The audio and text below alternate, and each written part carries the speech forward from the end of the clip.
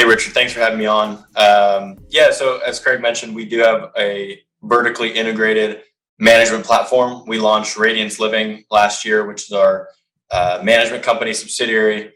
And some of the tech forward things we do are basic property level installations as far as the smart locks, smart thermostats, which are becoming more and more of a desired amenity at the property level, even in the workforce housing segment. So, we're not catering to Class A apartment lifestyle renters. We're still in that workforce housing segment, but even in that segment, the tech-enabled products are becoming more valuable. On the management side of things, we've developed an in-house data visualization or data dashboard to better help us analyze our property data. I mean, every single month we're pulling in so much data from our property management software. So we're looking for ways to get smarter as far as how we can optimize our leasing pipeline and management. Great. And so right now you guys have over 2,000 units, 8 properties. So you've obviously figured out some things when it comes to raising capital. So what could you share with the workshop participants on how you first got started when you had no track record and just kind of like where the momentum has come from? Yeah, it's great to start from the beginning because actually when we started the business, we really viewed raising capital as an afterthought. And since we're all here on this Zoom and live, we all know that raising capital is absolutely not an afterthought. It is a full-time job. It's something that you should take very seriously.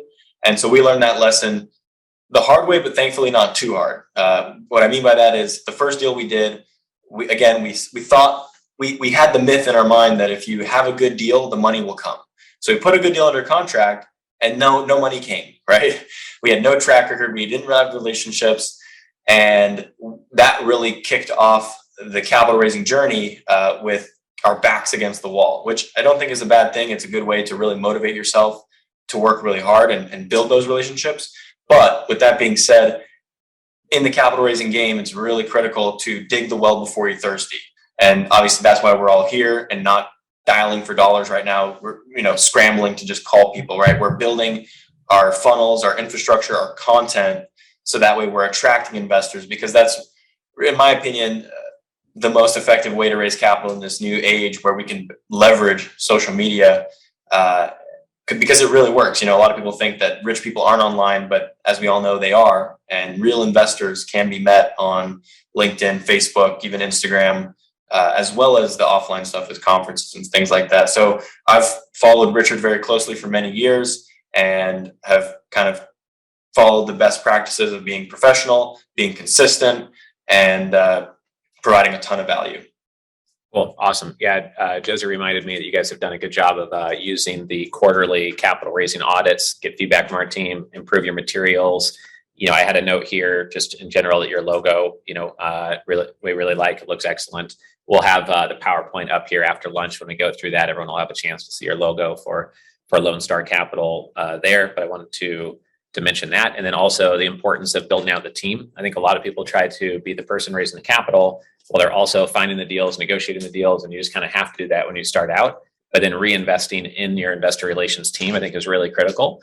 I know one individual who started a commercial real estate sponsor business, like a boutique commercial real estate investment firm. And in just they had about a half year of operating the startup. And then just in their third full year, they raised $90 million of equity. But he said it's because he built out a 5-person IR team, investor relations team, and took it very serious and really built out that team and had all of his processes down.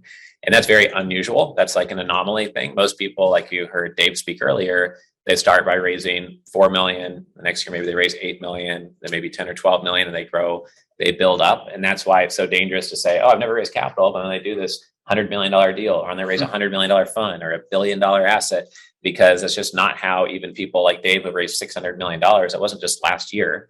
That's over the last decade, over the last, so many years that he's built up that expertise. So what was that experience like with you guys? How long did it take to raise the first 5 million, 10 million, et cetera? So the first deal that I mentioned, which was kind of the learning experience, we raised $4.5 million. And we had to beg the seller for extension after extension because we just couldn't raise the money, right? So it took 6 months to get that done. And that's obviously not how you want your capital raise to go. But that's how we got the first, call it 4.5, 5 million done. And it was put together through starting with the family and friends network, and then really going out to partners to kind of co-GP with.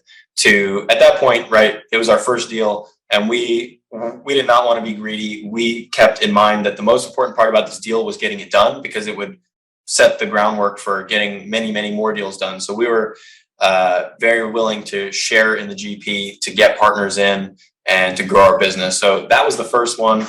And then growing from there, it was kind of that experience shocked me and made me realize, okay, we have to build a system around this. So that's when we started making content. I published my book, which has been really, really valuable for attracting new investors. And now we have a deal under contract, our largest one. It's 50 million. We raised $14 million, and we were massively oversubscribed. It was the easiest raise we've done to date. Awesome. That's great. So a lot of people would think, well, why would writing a book help you raise capital? So can you explain how you use that, how you leverage it, when you send it to investors, or if they first find you through the book, or if you use that to add credibility after they meet with you, et cetera?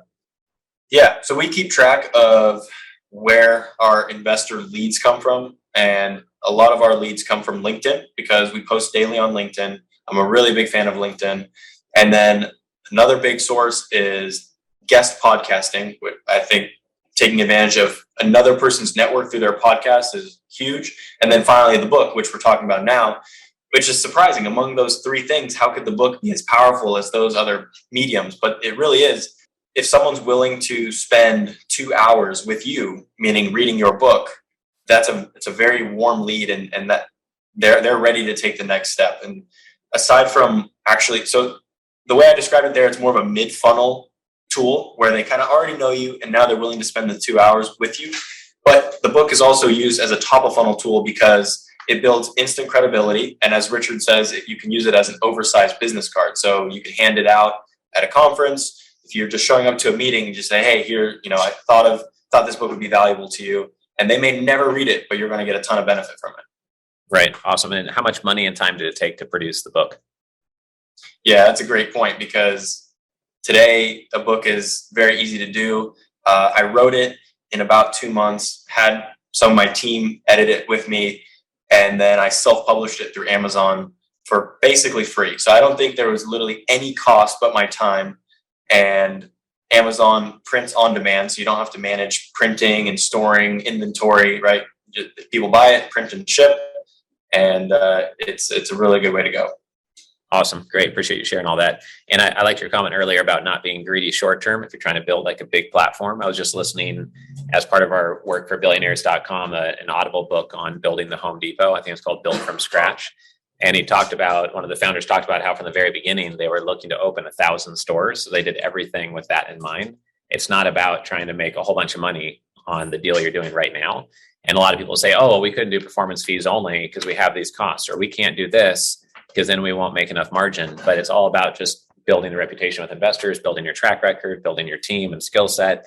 And maybe it's deal number 5 or 10 or 15 or 20 where you actually start making good profits. At the beginning, it's just the tuition you're paying really to get the wheel turning and get momentum, I think.